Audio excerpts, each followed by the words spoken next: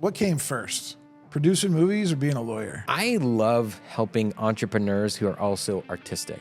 They're also creative. Like one person's writing and directing and doing all this work. They're an artist, but they don't know anything about the business side. And so I come in and I say, I'm the person I wish I met 20 years ago. Because if I met me 20 years ago, I might be making movies today. What sparked this idea to write children's books? And what lessons do you really hope to pass on to your kids? And I was like, guys, you can't share these stories with, this is our pastor. Okay, we can't be sharing this stuff with this is not to leave the house. It's called CinderToot, right? So he has to go around the kingdom, ask all the maidens to pass gas.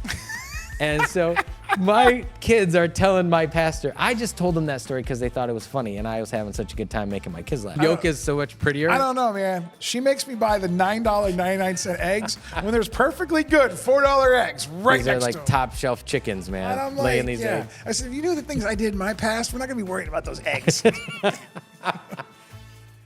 John, it's great to be here in Detroit with you.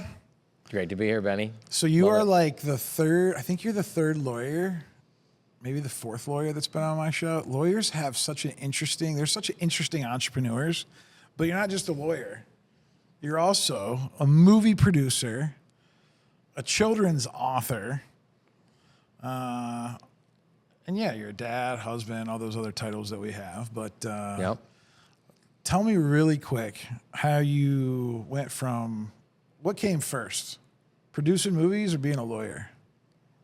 Went to film school many, many years ago, 24 years ago. So I had that interest as a teenager. Loved movies, loved telling stories, was always just kind of obsessed with it, loved it. So that came first, that love of storytelling. Went to New York for a little bit and thought, well, I don't know if I want to live in New York. It just was like crazy lifestyle. And so I came back to Michigan thinking I'll just do something else and worked for about 10 years. Then I went to law school.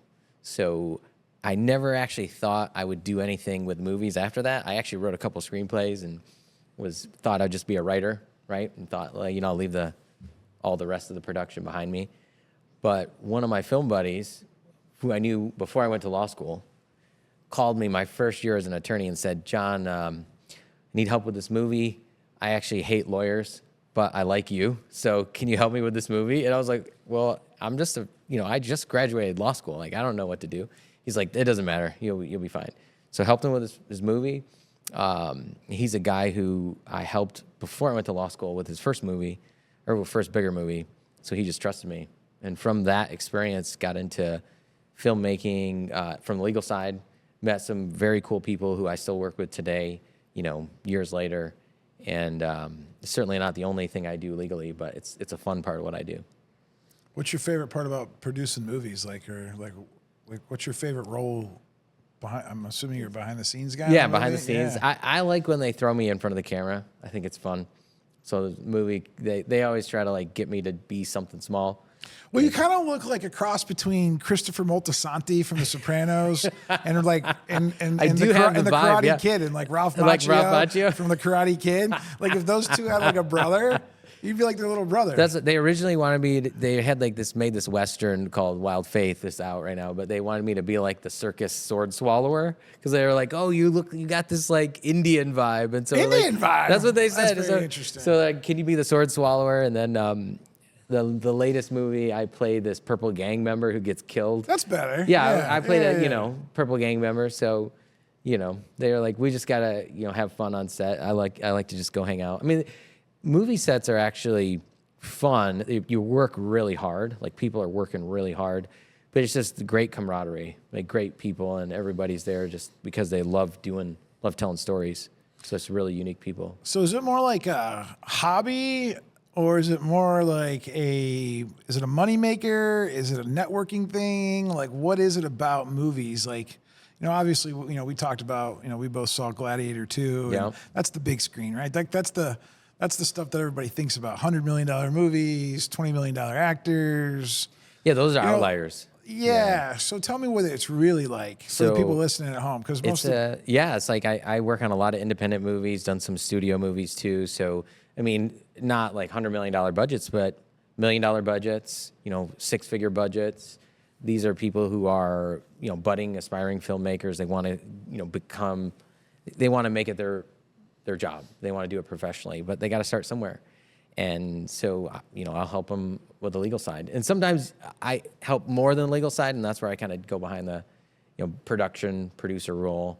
But a lot of times everything I'm doing is touching legal in some way. So it's really, I love helping entrepreneurs who are also artistic, that are also creative.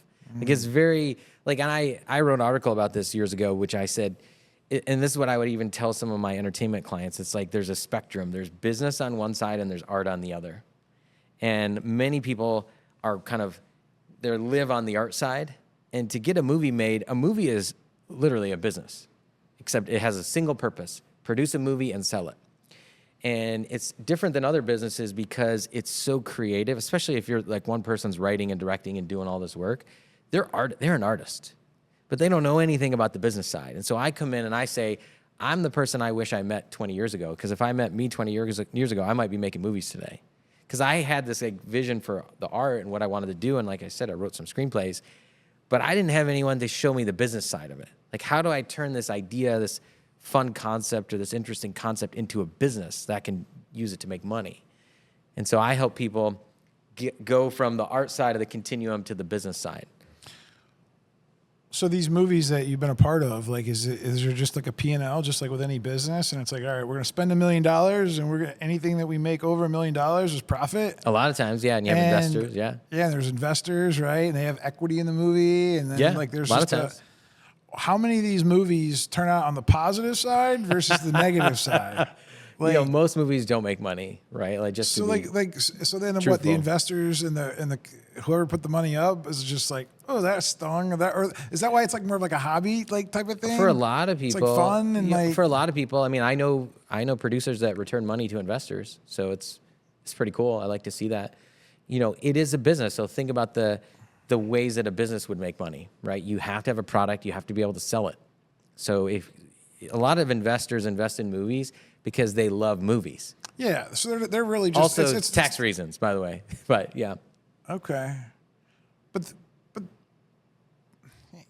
they don't want to see that money just disappear, though. But they'd rather. Sometimes they do, depending on the investor. Yeah. So that's a lot of times that's interesting. There are producers that kick back money, and when you look at bigger movies, you do have people that invest because they want a return. And movie financing is complicated. The simplest is you raise money from investors, or if I have $1 million budget, I just go out to 10 guys and get $100,000 each from them. Yeah. And then what do? Try to give them 60? Do I give them 40% of the equity? So usually there's the guy that puts it all together. Very common, like a 50-50 split with some type of waterfall. So you get preferred return that comes back. And then depending on the movie. And then where do you sell these movies at? Where do you sell, so $1 million budget so movie? So depends. Where do you sell it at? So a lot of times you get a licensing deal. You can get distribution deals, and you break it up by geographic location. So you might have North America. You might try to sell outside the U.S. and get money per territory. You could get. But give me an example of where does it go? You stream it? Yeah, streaming. You could get certain deals. A lot of times with some of these studio deals, they have a set budget and they just buy the movie outright. They own all the rights, and you get set amount of money, and that's it. There's no other money. Other times you get streamers. Honestly, you might laugh, DVD sales still make money, and that's still an income stream. No. Yeah, for sure. What? Yeah, for sure. Who still sells DVDs? Trust me, it's a real thing, man. Doesn't Netflix still have DVDs? I think so. No, they still do the DVD service? I thought they did. Oh, that would be interesting. I think they do. But ultimately, it is an income stream, and there are some movies, you can make money streaming. Some of the free streaming sites where they show ads, you can make money doing that. I always wonder, how does Netflix determine, the thousands of movies that they have buried in their library? How do they determine? Is it just by view hours if people are actually going to watch them? Yeah, Netflix would normally buy movies. But how do they then promote I don't know, I call a $1 million budget movie not that big of a budget. So it's not that big. It probably just hides somewhere. Somebody have to actually go search for it to find it, right? Because they recommend it. So too, Netflix knows your. Netflix, to me, the data behind Netflix is one of the most interesting things. Because so they just want to keep you on there? Is that the thing? But why do they care, though? It's only $20 a month or whatever. So, don't they? How they want you on there? But how hard do they really have to try to get people on there? And why do they care if someone's on there for an hour or 20 hours as long as they keep paying the $20? Because you'll keep paying.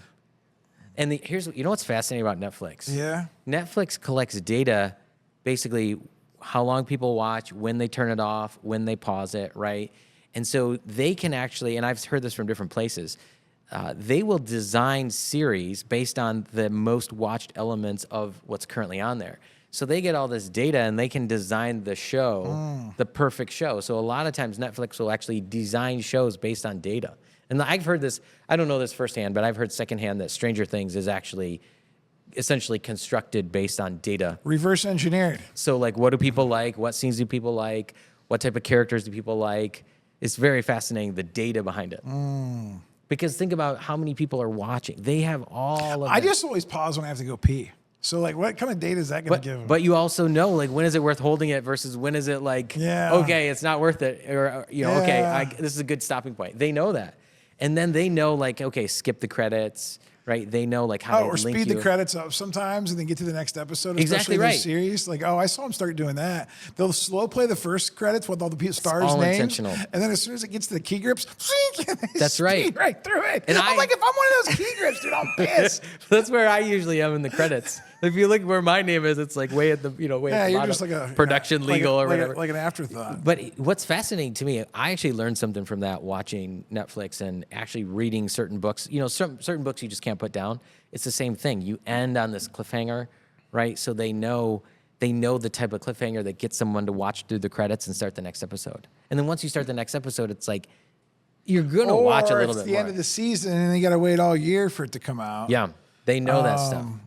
We know what I hate now, and I'm not a big TV guy or Netflix guy anymore. But I'll binge something like like Thanksgiving weekend. Like I binged the Tulsa Kings. Yeah. Just because I'm like, I don't ever have time to watch this stuff, so I'll just perfect I'll just time. watch Yeah, it yeah. all, like bang, bang, bang. But like, are these guys now releasing things all at once? Are they releasing the whole season at once, or are they releasing an episode every week? Okay, I want to ask you, what do you like better? Because my wife and I just argued about this. Me? Well, I want to know what you. I want the whole I want the whole season right off the rip because I just want to be able to watch it and get it over with because I got That's stuff how to do. I am. I don't want to have to like dick around for like 1 hour here. I 1 can't hour wait there. 8 weeks like, before I. Yeah, this get isn't it. like Sopranos when I was a young kid. Like That's right. That's how I feel. There's like the Disney model. Yeah. Disney does 1 week at a time, or Hulu does 1 week at a time. Yeah. Netflix and some other ones will do like release everything at once. So yeah, I think the psychology. I think of it. Apple and Paramount are like they release stuff 1 week. At Yeah, a that's time, right. Apple does which is too. like very like. All it does is I'm like I'll just wait for the series to be ended because I'm just going to watch them all in a row. Like That's how I. don't yes. want to like watch 45 minutes and be like, wait, where's the next episode? I lose interest. Yeah. I kind of feel well, like they programmed forget us about on it. that. Anyway, we got a little sidetracked. What moment in your life did you realize that stories were so powerful and like that's what you wanted to share? Honestly, it's a great question. Probably watching movies with my grandparents when I was 5, 6 years old. What kind of movies? So Star Wars, early Star Wars, like Return of the Jedi. That's my first memory. Empire Strikes Back. Those movies. My grandpa loved all the old horror movies with like Bela Lugosi, like he loved Dracula movies and Wolfman and stuff, werewolf stuff.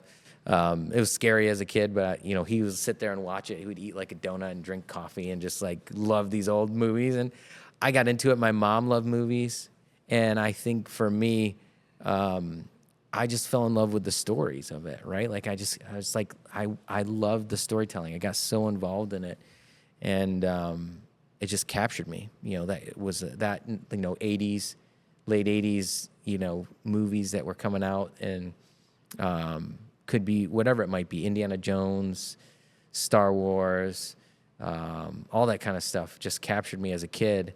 And then I kind of gradually started to learn more and more, and did drama and acting and stuff like that. And then that's where I went to film school. Because I just thought, well, is this something I could do professionally? Because I just didn't know. So that's when I said, hey, I'm going to go try it out. So there's I feel like that's a thing where like I seen it in movies and TV shows when the kid goes to the mom and dad and says, I want to go to film school. And everybody's crazy. rolling their eyes. No, that was me. That was me. My dad had a heart attack probably. Like, ain't nobody make money in at film school except for like Steven Spielberg probably. It's true. So what do you say to the parents out there and to the kids that are thinking about going to film school? Think about it. How do you sell it to the parent? Like if the kid's listening, how do they sell it to mom and dad? And then how does mom and dad need to be open and receptive that they're just not going to go to LA? It's very different. Yeah, they're not going to go to school or LA for 4 years. So if your son says, I want to go to film school, what would you say right now? I would say not on my dime. That's what my dad said. So I saved up money to go to New York. And I'll answer your question, but this just brings back some fun memories. I found the cheapest place to live in Manhattan, which the cheapest place that you could just get for less than a year. Cardboard box. Do you know what it was bridge. called? The Seafarers Inn, okay? You had community bathrooms, and I went there with my buddy Paul. So I had a very small room. I think I had a sink, but I didn't have. Did you and Paul share a bed? We did not share. We had separate. Come on, man. But you had community Tell us the bathrooms. rest of the story. With all these retired Navy sailors, and so it was a trip. But we lived right Union Square and 15th. That's kind of where we were. But here's what I would say to somebody that says, "Hey, a child that says, hey, I got this interest. I'm interested in it." I think parents have to at least acknowledge and don't suppress. If someone has an interest, you have to find a way to help people seek out whatever that is. Now, nowadays, I don't know if you really need to go to film school, right? Do you really need to go? Like, you can Google, you can find training, you can find, go out and make stuff. You can go shoot. My kids make videos on their iPads and their phones that I think, this is cool. Like, this is really cool. Like, I don't know if you need to go to film school for the technical skills. I think you could do that. You could also say, I'm going to go get the connections. But, like, you don't need a degree to make content. It's a very different world than it was, let's say, in the late 90s, where my hero was Robert Rodriguez making his short Bedhead, and then he made El Mariachi, right? The $7,000 movie. Great story. Do you know, have you seen that? No. Oh, my gosh. So you lost me and 3/4 of the viewers, but that's okay. Great movie. Remade it with Antonio Banderas called Desperado. But he made a movie. He literally signed up for these drug trials. I think it's like a cholesterol drug now. But essentially, he made like $7,000, $10,000. Went to Mexico, shot a Spanish language film, and he said, okay, what do I have? I have a guitar case, I got a turtle, and he's like, I'm gonna write my script based on the stuff I have. He goes to Mexico, shoots this movie called El Mariachi, and it's about this guitar player who his love is killed or whatever, but there's actually this person who goes around with a guitar case full of guns, and he's mistaken for him. So it's this amazing. It's actually a phenomenal movie. I'm gonna have to watch it now. It's a fun movie. But that was what I grew up with, like idolizing someone like a Robert Rodriguez, who I still think today is incredible. That's cool. Well, I want to shift a little bit, and I know you're a big fan of this term reinvention, and a lot of your work focuses on this. Can you share a time with our audience, a time that you've had to reinvent yourself, and then what drove you to do it? Yeah, this is a great question. So many times. I've reinvented myself so many times, and I feel like I'm doing it right now, too. The most impactful one for me was February 2009. I'd been working, this is before I went to law school, I'd been working for almost 10 years after college, and I was working in actually Flint, Michigan. So I was living about an hour away. And so I'd coming home from a long day of work. Did you drink the water? I did drink the water at the time, so who knows what that means. Just checking. Just checking. But here's what happened. I get home, and I'm just dead tired. And my wife's waiting for me in the kitchen. I walk in. First thing she says, we need to talk. And, yeah, I saw your face. I saw your eyebrows, like, perk up. And, my first thought was, oh, shoot, my wife's leaving me. This sucks. That was my first thought. Because the way she said it was just like, Did she have a reason to leave you, John? Well, no. I mean, that's another podcast. Stay tuned. Yeah, it's like taking notes for the next John. John's wife is mad at him. No, I've told the story, and she knows the story. And then I just was speechless, and then she started talking. So I thought she was going to leave me, and here's what she said. She said, "We need to talk. You're not the same person I married 5 years ago. You used to be so happy. You used to be so fun. You used to be so full of joy, and something's happened. You're just not that way anymore. You always come home, you're tired, you're kind of depressed, you got anxiety. I want a brighter future than what it looks like we have. So something's got to change." She said, "I did some research, I got some ideas. I think you got to change jobs. I think you should go back to school." She's like, "You're always good at school, you got good grades. I think you should go back to school." I looked at it. Law degree is 3 years versus like medical school, whatever, is 4 and longer. And She's like, a lot. She said you weren't smart enough to be a doctor. I know. This is the truth hurts. That's all right. No. Yeah. I actually was accepted into dental school. I Hey, took the listen. MCAT. So like I was ready. I was like professional student. But she's like, I worked it out. You go to law school, it's 3 years. I'll work. That's what she said. I'll work. You go to school. I don't know if it's right that you'll be a lawyer forever, but I think it'll give you the foundation to do whatever you want to do. And she said, I think you get a scholarship, you get to, study for the LSAT. So that was February 2009. We literally prayed about it. We said, let's pray about it for 30 days. So March 2009, we prayed almost every day together. And March 2009, we said, let's do it. So from March until June 2009, I went and studied for the LSAT at lunch. I drove to the UPS distribution center across the street, sat in my car, studied for the LSAT at lunch and at night. Took the LSAT in June. That's the law school test. Got accepted into dental, law school in September, quit my job in the middle of December 2009. 2 weeks later, I'm sitting in a law school classroom.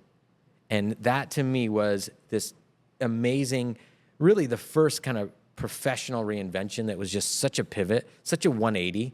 I had never thought about going to law school until my wife said that to me, my whole life. And I was even working in like compliance at the job that I was working at. I was in meeting with lawyers and I thought I'll never be a lawyer. Like that's what I thought. I had one of the wealthiest people I knew at the time, worth tens of millions of dollars. He said, this is the advice he gave me. I'll never forget it. He said, John, you're going to go meet with all these lawyers. Never forget, lawyer's job is to minimize risk. The least amount of risk is, the lawyer's job is to minimize risk. The lowest form of risk is basically you're not in business. There's no risk. That's where all the money is. So he's like, if you don't have any risk, you're not in business. He's like, never forget. Don't listen to what they say. Lawyers can't run your business. And that's how I tell clients that today. But that stuck with me because that's when I was like, I'm never being a lawyer. And so when she's told me go to law school, it was just like crazy. And that was a true reinvention, just a complete pivot. Okay, let's change directions. So you have an awesome wife, and true. she basically made you do it, or she was leaving you, it sounded like. And so that's a nice. She wanted a better life. That's a nice story, but like, how does somebody listening right now, if they say, "Man, like I feel like I'm John, like I'm kind of I'm getting cringy, I'm getting curmudgeony, I need a change," like. How do they take that step of faith, that leap of faith, and do it? Maybe they're living paycheck to paycheck. Maybe it's scary, like just quitting what they've done for the last 10 years. Like, what do they do? So I actually have written about this a ton. I think there's three types of Where can reinvention. people read your writings at? Books or JohnMashni.com. Yeah, okay. I got it all on there. It's on Medium too. Gotcha. I actually have a great PDF called 3 Types of Reinvention. Here's what I would tell someone if they feel like they're stuck. Number one, the greatest skill you can develop is how to reinvent yourself. And here's why I say that. I think there's 3 types. The first type is what I call reactive, meaning you're forced. You don't have a choice. Like that's where it's like your wife leaves you, right? Or you have a heart attack. You got to change something. Mm-hmm. Or you lose your job, right? It's like it's not up to you. Life changed, circumstances change, and now you got to change. And I think there's certain strategies you got to follow for reactive. There's proactive, okay? Proactive is not you're forced to change. It's you see a trend or you see an opportunity, and now I'm going to be proactive and change where I'm going, change the direction. And I used to only think there were 2 until a little bit later in life when I was in law school, actually, and I learned there's a third one. And that's where if you think about, hey, I'm going in a certain direction, but I'm just hitting my head against a wall, right? Or there's a closed door and I can't open the door. I still want to go through the door. I don't want to change direction, but I'm just stuck and I can't get past it. And that's what I call reflective reinvention. And I think there's different strategies for each one. So the first question is assess where you're at. Sometimes I've had people call me, actually the person who took my job when I went to law school, he called me and he said, I lost my job. They fired me. And you know what the first thing I said to him? Congratulations, man. Congratulations. He's like, what are you talking about? I said, congratulations. It's the best thing that ever happened to you. He's like, you know how many people I know, they lose their job and they find a better job? Better opportunity comes around. This is exciting. I was like getting pumped for him. He's like, you're crazy. I'm like, I know. But let me tell you, there's so many people I know, they lose their job and they think it's terrible. It's like the number one thing is just don't let that event kill you. Literally, don't let it kill you. Because you're just opening up new space for something else.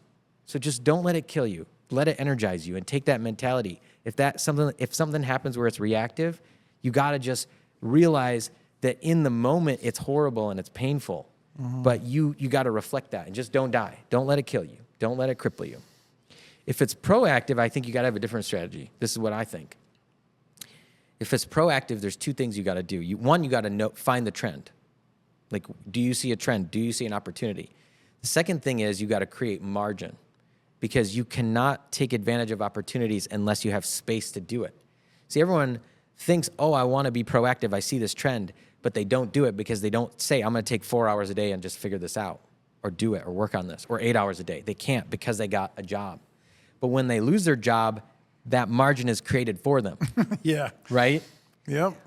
What's hard is where someone can say, I still have a lot going on, but I see the trend and I'm going to reorient my life to take advantage of that trend. I'm going to go work nights and weekends. I'm going to get up earlier. I'm going to go get that second job to like create space. That's right. And when I went to film school, I learned how to edit, actually cut film. Never learned digital editing. And so when I was running a media department, I had to learn digital editing because I was hiring people for digital editing. So I had to learn it. I didn't even have a Mac or computer at my house at the time. So I went to Flint, Michigan, and I got to work an hour early, and I went through all this stuff, and I taught myself editing. I taught myself audio editing because I learned how to edit the DAT mag audio, right? Like that's what I learned. But if I was going to manage a group of people, I had to teach myself that because that was a trend. And then the last one, I'll just say reflective really quickly, is reflective is where you're stuck, right? And I always think of like Michael Jordan couldn't beat the Pistons in the 80s. I don't know if people watch the NBA, right? But Michael Jordan couldn't win. So it's not like he's going to quit playing basketball. No, he had to change something. What that was he had to change himself. He had to look inside and say, I got to change myself. I got to get better. And I need a third party. I need a coach. I need somebody who can say, hey, I see things you don't see. You know, when you look in the mirror, all you see is the front of your face. You don't see the back of your head. And that's a problem. It's like the hardest thing is realize you will never see the back of your head. Ever. You need a third party or double mirrors or something, right? Double mirrors. There you go. Yeah. But you need something. And like the idea is, if you're lost in a forest, honestly, you could be lost forever if you just listen to yourself. You don't need this secret. You don't need the smartest person in the world. You just need a map. You just need someone above saying, go here, go there. So that's what I would say. If someone's trying to reinvent themselves, first figure out which one you're in, and then use the strategy as talked about. There's more to it, but to me, that's the simplest way to think about it. What's a common misconception that people have about reinvention, and how can they overcome that mindset? I think the common misconception is that people think they don't need to. They wait too long. They wait until they have the heart attack. They wait until a spouse says, I'm going to leave you. They wait until they lose their job. How often should someone reinvent themselves? You're like, I think that's personal based on what your goals are, but like I think, are you living the life that you want is the question. How many times have you reinvented yourself, do you think, over the last 25 years? Man, a dozen? I don't know. Just yeah. Thinking through it, yeah. So every 2 years?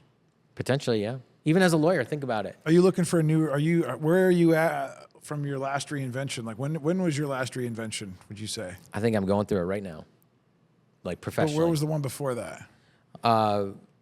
Professionally, let's just say as a lawyer, you come out of law school, you don't know anything. You don't know how to practice law. So you got to go from, I went to law school, but I don't know how to practice law. I don't know how to serve clients. That's very interesting. They don't teach you that. No? My ex-wife was a lawyer, and we found that out. Like she no one.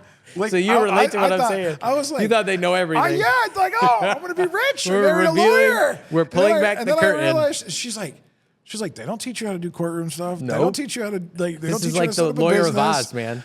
And I remember having to help her set up the business side, and then I said, you need to go intern for someone and go practice, and just go Amen. watch somebody operate in a courtroom. That's how you learn. And like meet the people and It's then almost, pretend. And like that's you right. fake it till you make it. You got to almost have like a mentor. You got to be an apprentice. That's how you learn. So I think that was one. And then I went from being apprentice to being mentor.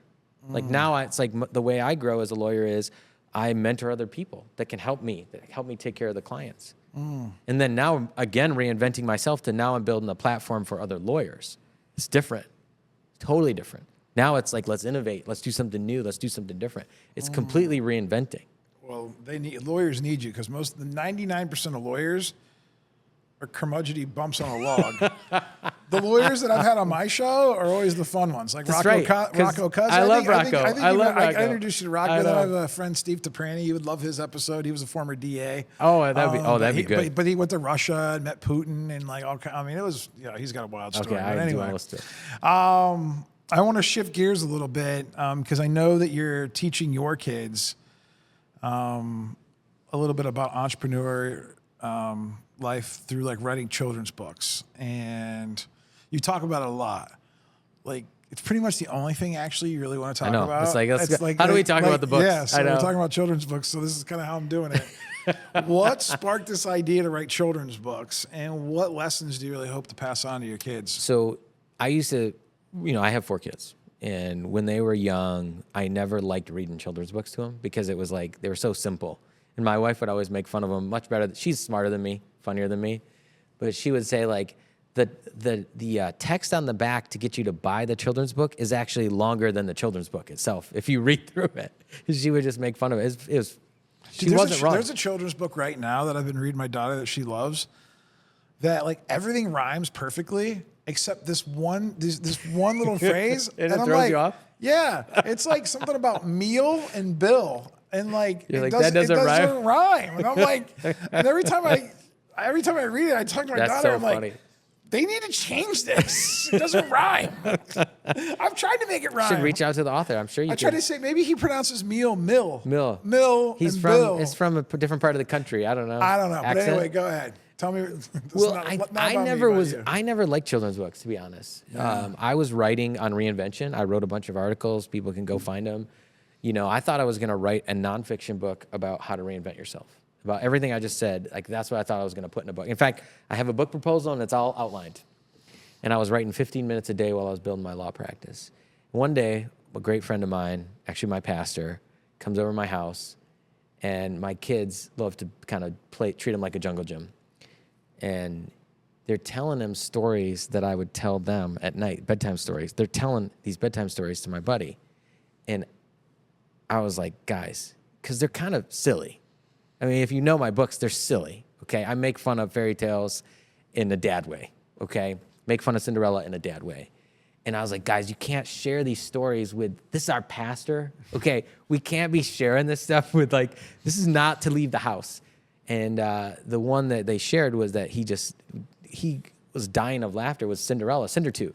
It's like story of Cinderella, except when the clock strikes midnight, she doesn't lose her slipper, she toots and then leaves, and all the prince has is the smell of her toot to find his true love. It's called CinderToot, right? So he has to go around the kingdom, ask all the maidens to pass gas. And so my kids are telling my pastor, I just told them that story because they thought it was funny, and I was having such a good time making my kids laugh. And my pastor literally, next day, he said, John, you got to stop your 15 minutes a day writing this nonfiction because you can be 65 and it's not going to be done. He's like, you got to do CinderToot. He's like, next year, 2020, it's got to come out. And that's how it started. And I wouldn't have done it, except, for me, you have young kids. Like, do you feel like they grow up so fast or just like? So with my first child, yes, because that's when I was building my business. He's 10. I started my company 9 years ago. But I've learned how to become a lot more present this last couple of years. That's and so incredible. This past 2 years with Evie. You've loved it? It feels like it's been forever. It feels like it's been 10 years. Okay, that's awesome. And she's only 2. But I understand how most people are, because you're busy, you're out flying around. I've been really fortunate till I didn't have to go to work to make money anymore. Like I just told myself, hey, I'm not going to chase money. I'm just going to live on a nice. So your first child, you dude, missed it, right? I missed everything. Yeah, but your second, see, that's amazing. Yeah, and I felt like that's that. where I'm trying to go into this mode of this is where I'm really driven. We talk about this a lot. But I'm also getting really addicted to this peace thing of just being present with my kids and my family. But I also know it takes money to do things. And so it's attention, right? It's a little bit of attention. And old Benny wants to just go slay the world, sell a bunch of stuff, make a bunch of money, show off a bunch of cool stuff, spoil everyone. But this new Benny's like, dude, we don't need any stuff. We don't like, yeah, we might take a couple trips, but like, we don't need to buy stuff to make ourselves feel better anymore. We don't have to like work around the clock because like we just need to be here together. That's beautiful. And buy organic eggs now, and like $10 a dozen eggs is what really I spend my money. The on actual now. brown eggs. Those ones, yeah, they're like where the organic yolks are different pasture. colors. Yeah, like or that yolk is so much prettier. I don't know, man. She makes me buy the $9.99 eggs when there's perfectly good $4 eggs right These next are to like them. top shelf chickens, man. And I'm laying like, these yeah. eggs. I said, if you knew the things I did in my past, we're not gonna be worried about those eggs. But anyway, No, I think, and it's beautiful that you had that realization. I was at a point where I felt like I didn't see my kids enough. So I could not take something else and not spend time with my kids. So my wife and I talked about it, and I said, one of us came up with the idea, well, what if I did it with my kids and use it as a way to, one, spend time with them, and two, teach them how to like start a business and do something creative and execute, have an idea, have something fun, and turn it into something real. And so that's what really made me write the first book. And I'm telling you, it was so fun. I would sit down and write the draft, and I'd go at bedtime and I'd have my little piece of paper, and read it to my girls and Max, and they would be like, Dad, don't use this word, use that word. Dad, no, because I told the story 100 times. So I was trying to figure out the best version.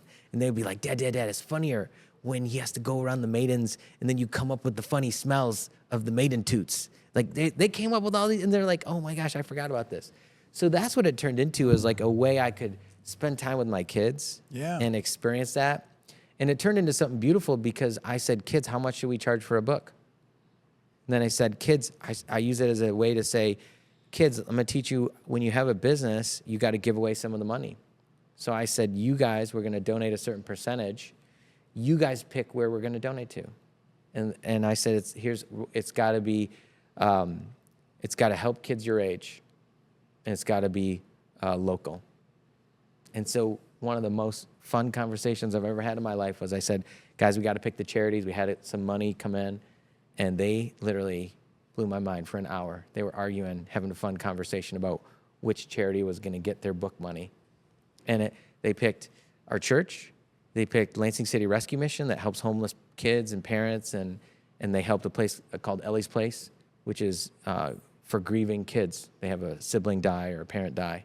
it's called Ellie's Kids. Ellie's Place. Wow. And My daughter that didn't make it. That was her name was going to be Ellie. no. Yeah. Wow. That's cool. But they help people like that. Yeah. The parents, the siblings, the kids. And I said, kids, how did you even hear of Ellie's Place? I said, I've never mentioned it to them. And they just said, oh, we heard about it at school. Like, some kids go there. And I'm telling you right now, this is one of the craziest things.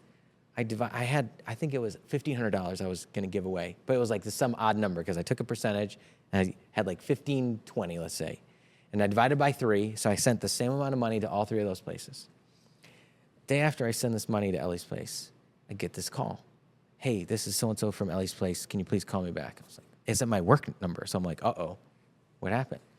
And so I call this woman back. She says, hey, I noticed you gave a donation, and it's like a weird amount, and no one ever gives like $507.42, whatever it was. She's like, I was just really curious, like, why did you do that? Like, that's so weird. And I was like, well, and I was like, how much do I really tell this woman, But I said, okay, my kids and I wrote these books, and we give a percentage away, and that was just, divided out. That was the percentage. And she goes, oh, I know all about your books. I was like, what? What are you talking about? She's like, oh, I looked you up because I thought it was really odd. And she's like, I'm a former librarian, and I loved your book. Like, I couldn't stop laughing. And I just wanted to say thank you. And I think we sent them like 25 books for the kids. And she was just like, she sent my kids, she got all their names, and she sent them this amazing note from Ellie's Place. That's awesome. And all these pictures of the kids. And my kids got this note from this woman. God bless her. It was incredible. And the looks on my kids' faces, they were almost like crying. They were just like, I'm about to cry. and That's honestly, that's one of the coolest things. That's so cool. And my kids were just floored. They just were like the happiest. I mean, so, What if you just did that, John? Like, what if you just help entrepreneurs help get their kids involved in entrepreneuring however they wanted to do it? Because, like, that's special. Because, like, that's a bonding moment with your kids. Making an impact like that, like, that they'll never forget. And, like, they'll be just... I hope not, yeah. Well, they'll be good humans because of it. Like, I mean, it's like, they'll just be good humans. I hope so. And I think, like, that's all we want as parents, to have our entrepreneur kids be good humans, not turn out to be like little shitheads. Am I even allowed to say that? I hope my mom's not listening. Everyone knows what you mean, though. Everybody knows what you mean. Yeah, like, I mean, for real. I tell you, those moments as a parent, like, I'm sure you have some too, like, irreplaceable. Like, that's what... No, I need more. After hearing that, I'm thinking, like, all right. What can you do? That's what... And honestly, that's why I'm so passionate. You know me. Like, I talk about the books all the time. It's because as a parent, I think your relationship with your kids, it changes literally every single day, I feel like. And I struggled with it with, like, I only get a certain amount of time with my kids. So how do I leave an impact? How do I make sure, not that they remember me as this great person, but, like, there's one word that I wanted to give my kids, and that's joy. Like, let's have joy together. When I was asking my kids, what do we sell? This is what I asked my kids. What do we sell? Like, we sell books. Like, are you sure? What do we actually sell? And I said, we sell about 30 minutes of joy with the child. And sometimes the child's optional. That's what we sell. So never forget that. That's what we're selling. We're not selling artwork. We're not selling a funny story. We're selling 30 minutes of joy. And then I hear one of the Mashni kids, Dad, we're selling Toots. Or body hair. Man, don't forget about Manpunzel. Body hair, that's funny. Oh, man, that's amazing. What's been one of the most surprising lessons that you've learned from your kids during this process of writing books with them? I think when you do something and you involve them, they are paying so much attention.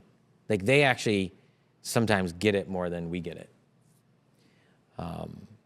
I never knew how much the kids were paying attention until I saw them talk about the books with their friends and why we do it. My oldest, started telling his friends about the books, and he was always older, right?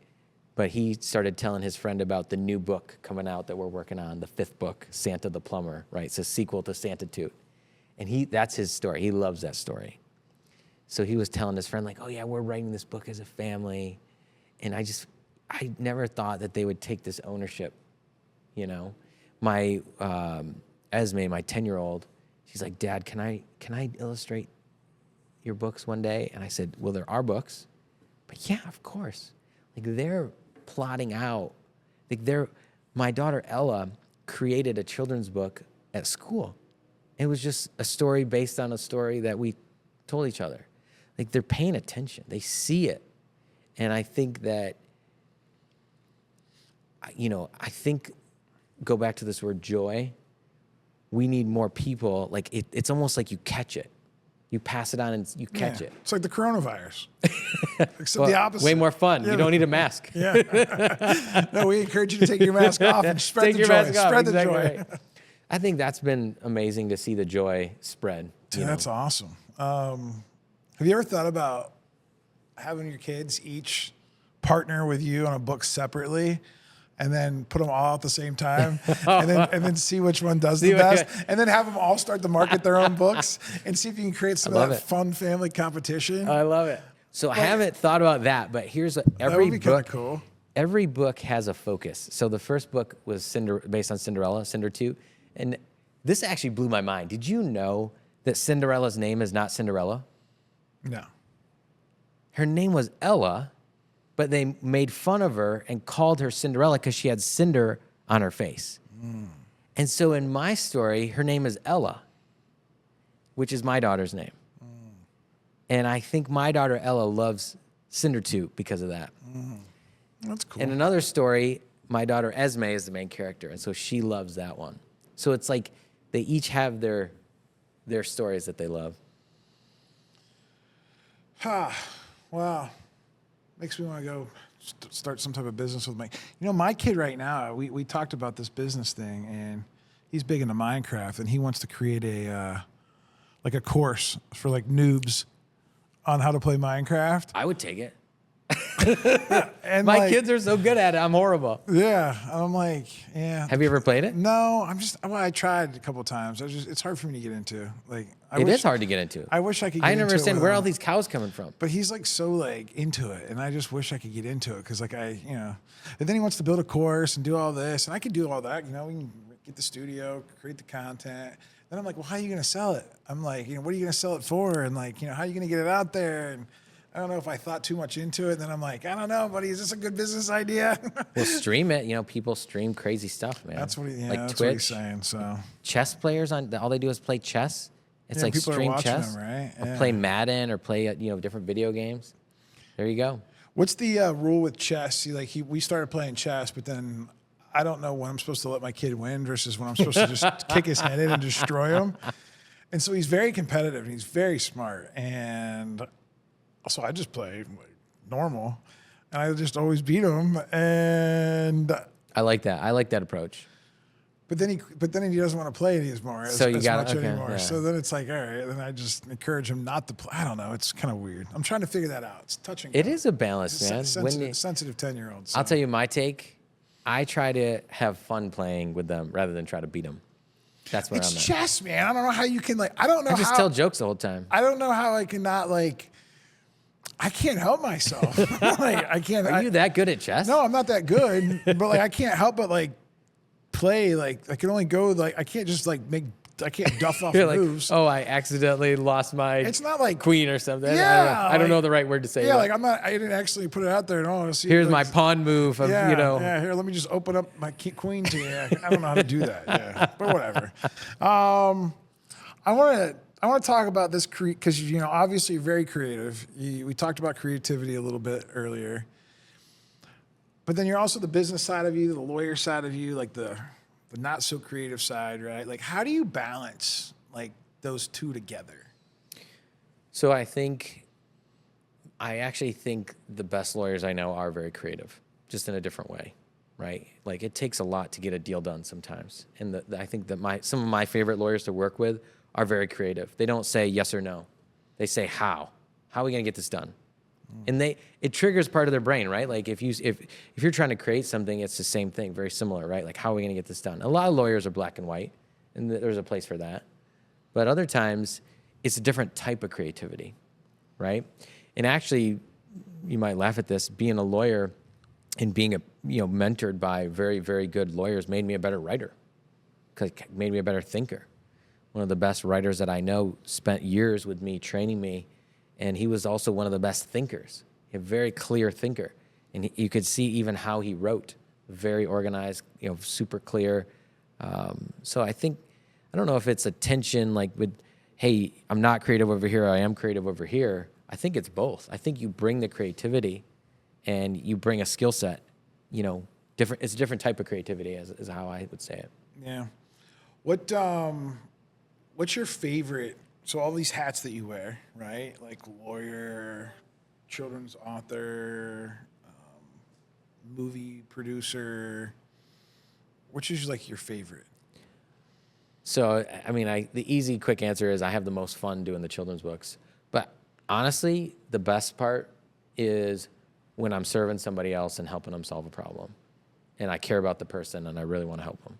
No matter what it is. Yeah, I think that's really true.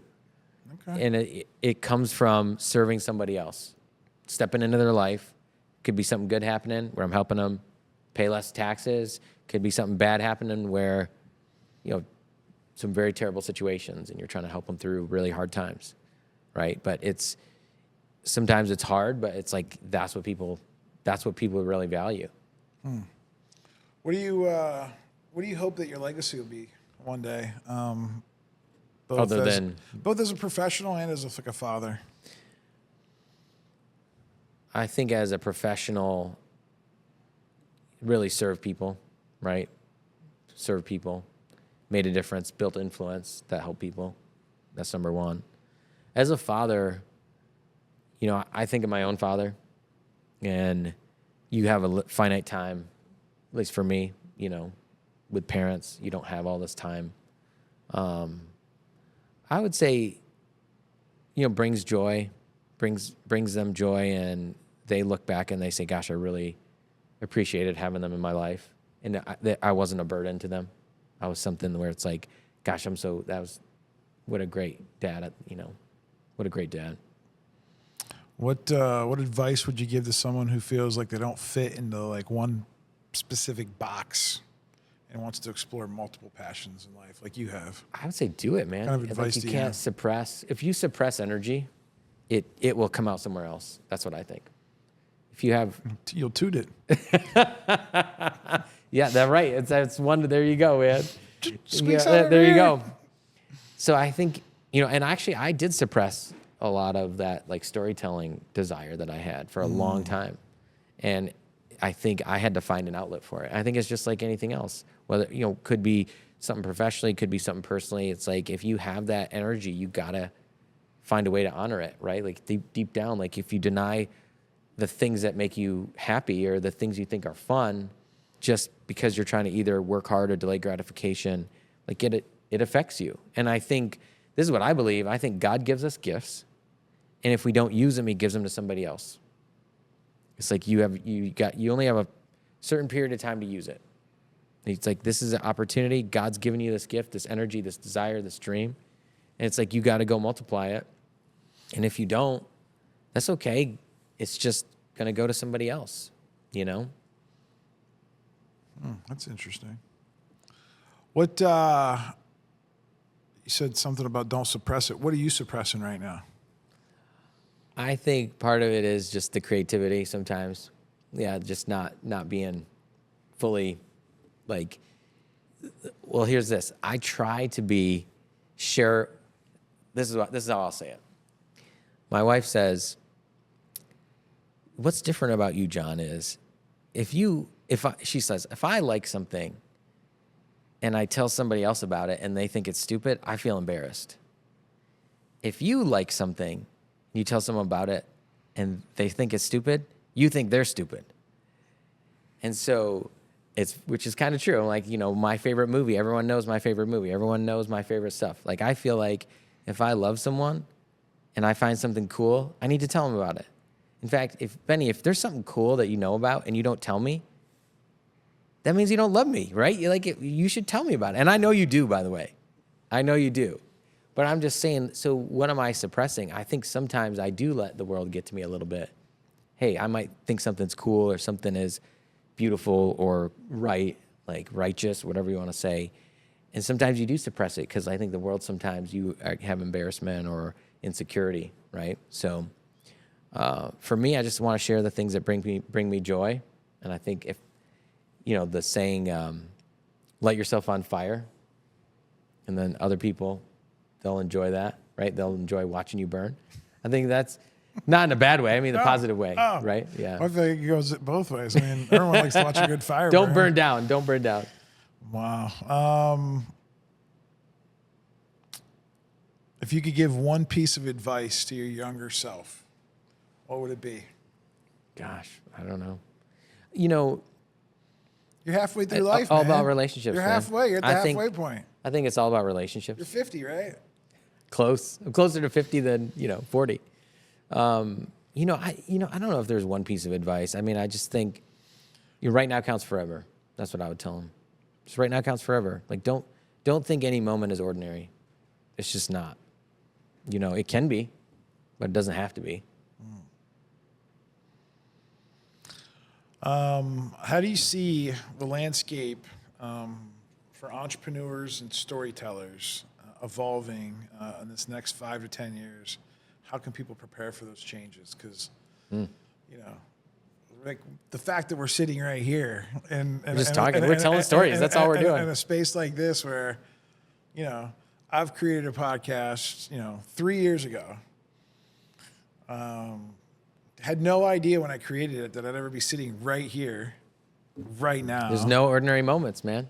And when we walked in, it's the same logo. That's my studio, and it's like, awesome. wow. It's like, but like it's rapidly evolving, right? Content and storytelling. And I actually want to hear what you say after I answer this, but this is my show. I ask the questions.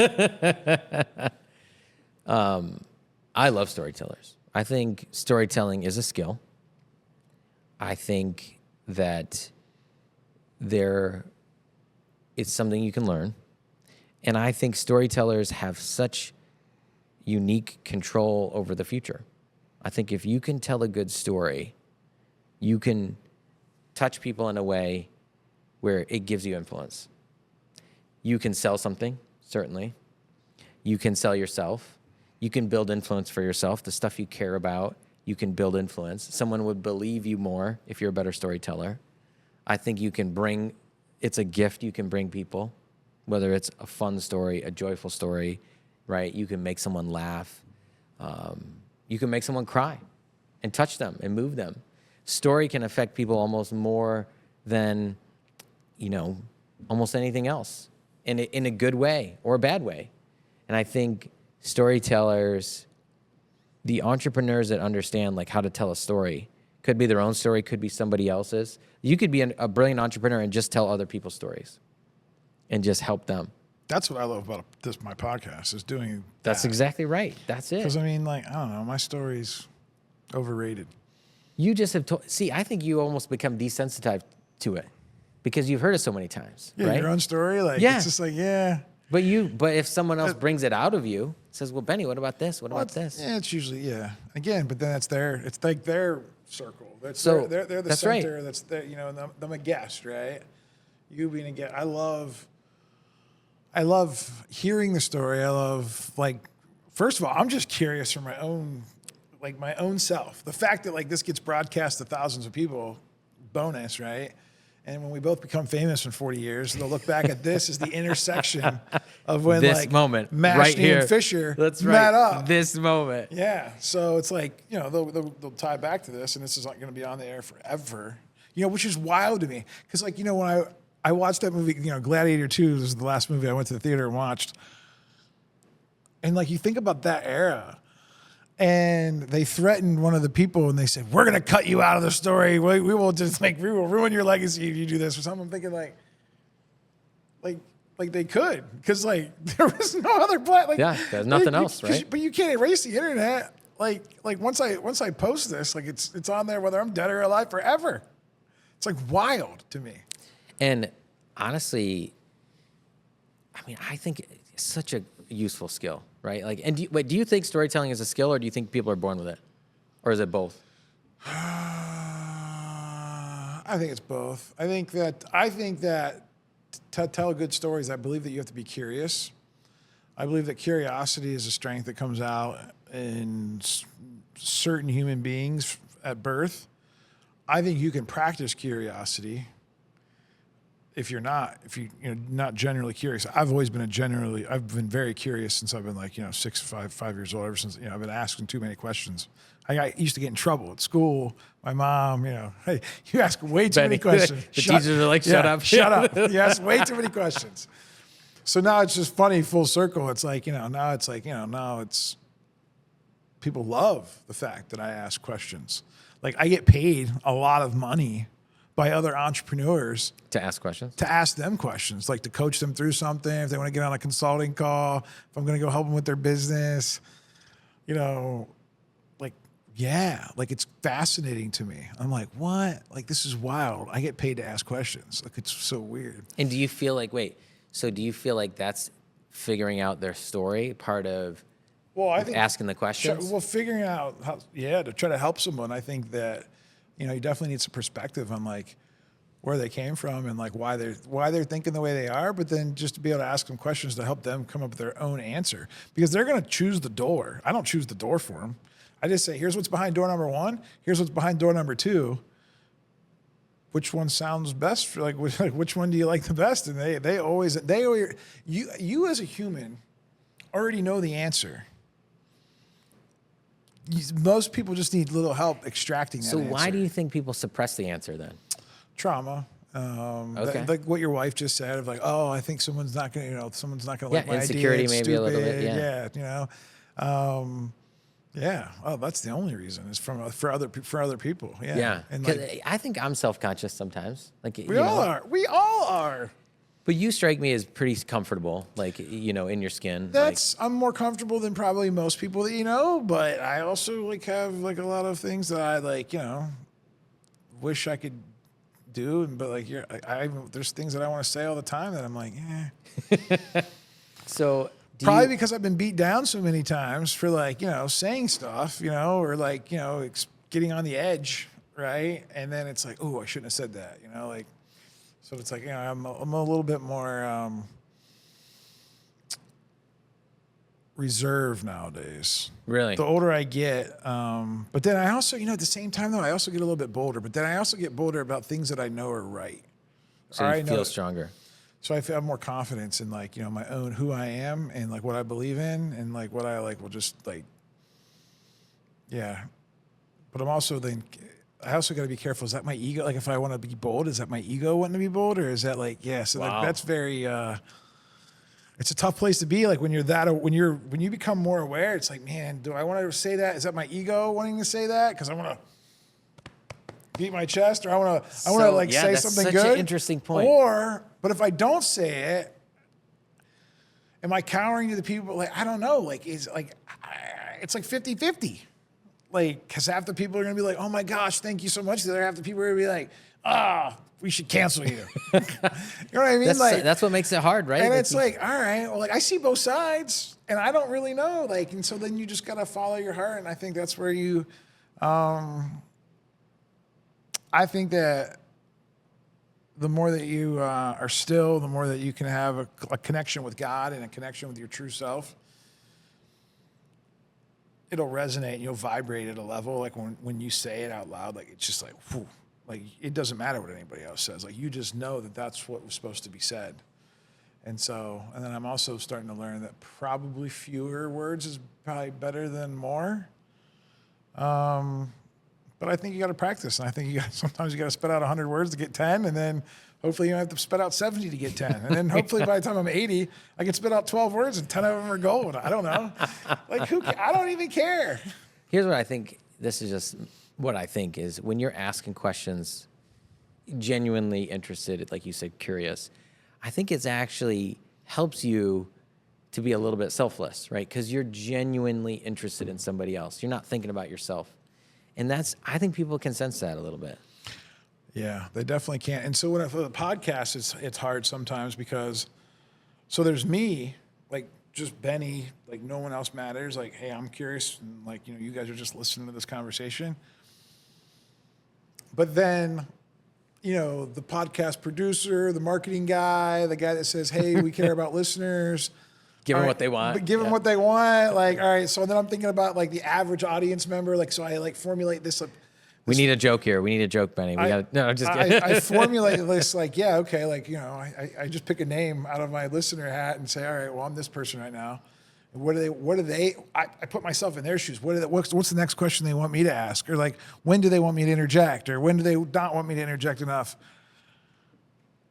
And then that starts to get really, then there's like all kinds of conversations going on in my head while because like I actually could be super selfish and want to just go off on a crazy tangent and like, scrap the notes and then whatever. Like, but then I know that like someone smart is going to like come up to me and say, well, that's not how you grow a podcast audience. And like, are you really trying to have impact? Because if you are, then you're going to need to build a base. And like, I'm like, I don't know, man. Like, this is crazy. And I don't know what's right yet. You know what? Like all I've done is invested lots of time, lots of money. I've never had one sponsor. I've never got paid for one episode. And so part of me says like, who cares? Because that's not what I'm doing it for. But then part of me like also says, well, like I want it to be like profitable, not profitable dollar-wise, but profitable to the world. Because I am spending a lot of time on it, and it's time away from my family. It's time away from my business. Yeah, and I don't necessarily need it to be money return, but I want it to be like impact return. And so then like part of me is like, all right, cool, I should, because I know I can be ADD a little bit. I know I can go off like the rails and lose audience members. My YouTube guy will be like, dude, at the 6-minute mark, dude, everyone started We got the bailing. data. We Everyone got the started data. bailing. I'm like, Quick, change the you're supposed subject. to add another hook in or something. We I'm need- like, what? It's like a red light going on. I don't by. want to be like that. Yeah, like, well, eventually they'll have these podcast studios where like they'll have AI will be like, Yeah, they'll have data, telling you what to do. and there'll be like a little question. Ask this question, and your numbers will go up. 97% of the audience is wondering this right now. Yes, but That's anyway. probably not far away. No, You know, it's probably here's here, so. something that's interesting to me. This idea of storytelling. There's the external, like you're telling a story to somebody else, but there's also the story you tell yourself. And I think that narrative in your head is actually very revealing. Like, how good of a storyteller are you to yourself? Because there's an internal narrative that becomes, it's like, when a river kind of flows or water flows down a mountain, it creates like these grooves. I don't even know what they're called, but you know what I'm saying? Like, and the more water goes down, it gets deeper and deeper and deeper.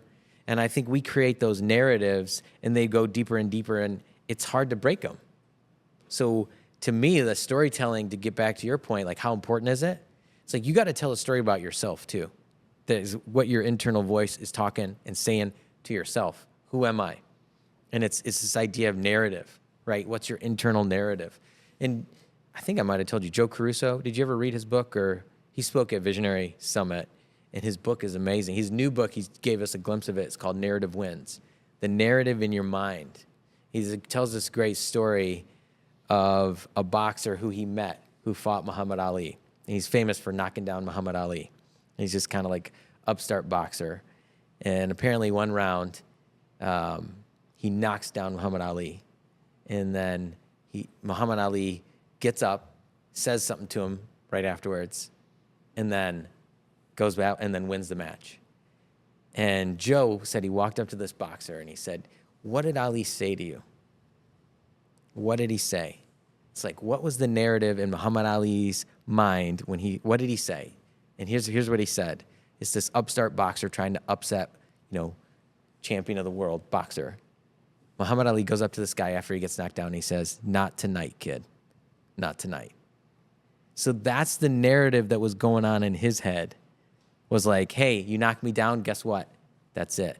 But you got your shot, you took it, knocked me down, but you're not winning. And that strikes me as like, it's important for an entrepreneur. Like, I think about that all the time. Something bad happens, do I say, uh-oh, it might be tonight? Or am I like, no, not tonight, let's go. So I think that for storytelling, it's not just externally, it's internally too. Like, what's the narrative in my head? That was a great episode. That was a great ending. Love it. Did you even know he ended it? That was a great ending. Folks, if you got value out of this podcast, I want you to write us a note. Send me an email, drop a comment. Let me know the most impactful moment of this show. John will respond to your comments. I'll respond to your comments. And we'll see you on another edition of the Big Fish Cares podcast.